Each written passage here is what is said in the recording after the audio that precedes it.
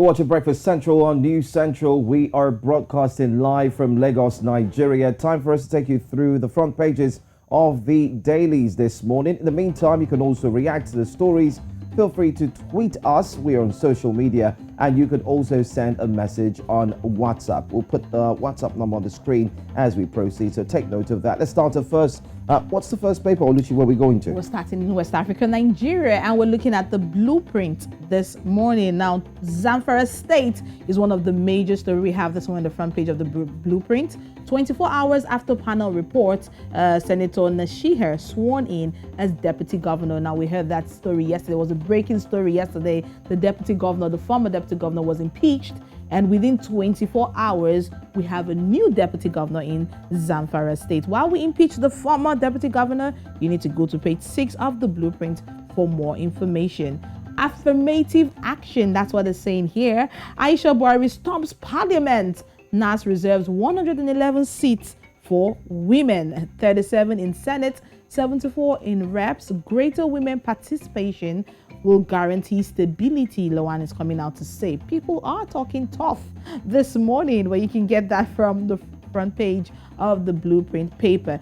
FEC approves 2 billion naira cattle for Taraba. OK's 56.3 billion naira for completion of Abaji Kuton Cafe Road. That's also on page 5 this morning. Now you can see this picture there. That's the Speaker of House of Representatives, as well as the Chief Whip with the First Lady. This was during her visit to the Green Chamber to witness the laying of the Constitutional Review document at the National Assembly in Abuja just yesterday. Details of these and more from the blueprint. I heard that she went there and also ensured that 111 seats were made available for women to be part of politics, but that's fine. That's fine. We'll get more information on that. Let's move on now to another paper this morning. Let's take you straight to Kenya, where the front page says, "My deputy is unfit to rule." Remember, we told you that there's this very interesting thing that Daily Nation is doing. They are looking at each of the political personalities, let's use that word, as they take a look at their lifestyle, their details, and much more when you go into the pages. But this time, the focus is actually on this. Cometh the hour, cometh Kenyatta. Sagana III was billed as a road to Damascus moment for the restive MT Kenya, and it didn't disappoint as President Kenyatta, evidently angry and shooting from the hip, tore down his deputy William Ruto's towers of popularity. Well, I'm not going to go into details on this story. Make sure you pick up the Daily Nation. You find out what it's got to do with the elections, the forthcoming elections. It says decision 2022. Let's look at another one at the top there. On the 2022 campaign trail, Azimio's Raila Odinga accuses DP Ruto of inciting settlers in the Mau complex against the government during the first attempt to resettle them, as Kenya Kwanza woos Makueni. That's another one.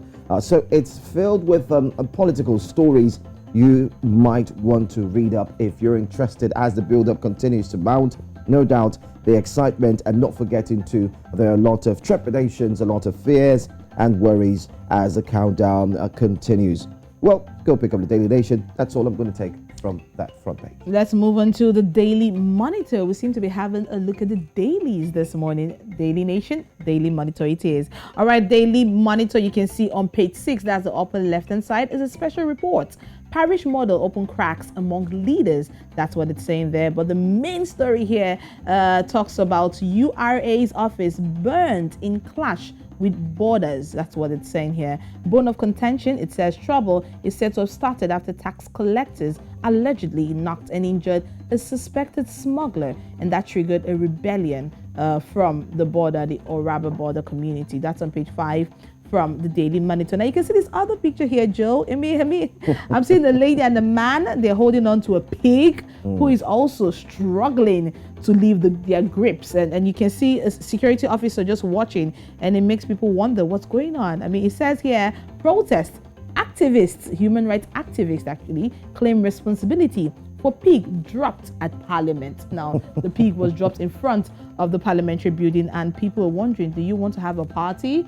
Is this a sacrificial lamb? What message are you trying to pass across? But you can go to the Daily Monitor for more details of that story this morning. On page 10, US injects 94 billion shillings in Uganda's COVID fight. And on page 11, head teacher in hot soup for selling school decks. More details from the Daily Monitor. Hot soup indeed. Well, let's bring to you the last paper for this morning, and that will take us straight to South Africa. So waiting, it is. At the top, that's that big story in which we are also hoping, we don't know what Elizabeth Musa has up her sleeves, but we'll find out if that would also be one of the stories that she's going to talk about. R.I.P. Ricky Rick, the star, pushed boundaries, that's what many are saying.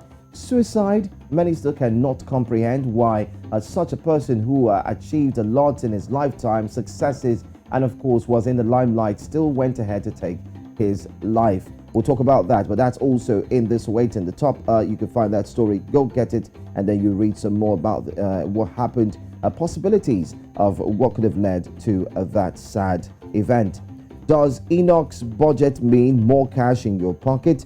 No increase in income tax may save you a buck, but fuel price hikes not in the minister's hands. That's a story. Don't forget, of course, there was a budget presentation yesterday. We will also look at that. Don't forget, too, that this particular story is one that has been trending in South Africa.